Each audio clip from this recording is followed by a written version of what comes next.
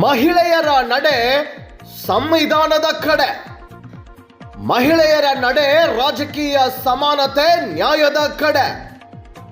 ಮಹಿಳೆಯರನ್ನು ನೋಡುವ ದೃಷ್ಟಿಕೋನ ಬದಲಾಗಲಿ.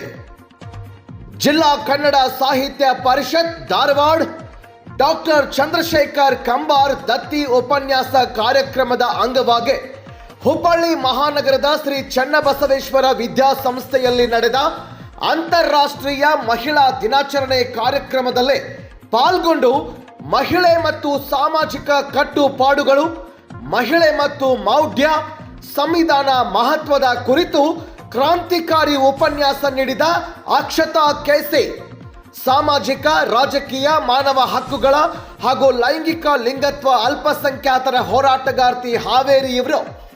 ಈ ಸಂದರ್ಭದಲ್ಲಿ ಜಿಲ್ಲಾ ಕನ್ನಡ ಸಾಹಿತ್ಯ ಪರಿಷತ್ ಅಧ್ಯಕ್ಷರಾದ ಡಾಕ್ಟರ್ ಲಿಂಗರಾಜ್ ಅಂಗಡಿ, ನಿವೃತ್ತ ಪೊಲೀಸ್ ಅಧಿಕಾರಿಗಳು, ಶಿಕ್ಷಣ ಸಂಸ್ಥೆಯ ಮಾನ್ಯ ಅಧ್ಯಕ್ಷರು, ದತ್ತಿ ದಾನಿಗಳು, ಸಾಹಿತ್ಯ ಪರಿಷತ್ ಪದಾಧಿಕಾರಿಗಳು, ಸ್ನಾತಕೋತ್ತರ ವಿದ್ಯಾರ್ಥಿಗಳು ಹಾಜರಿದ್ದರು. Bureau report, Bharat TV, Hubballi.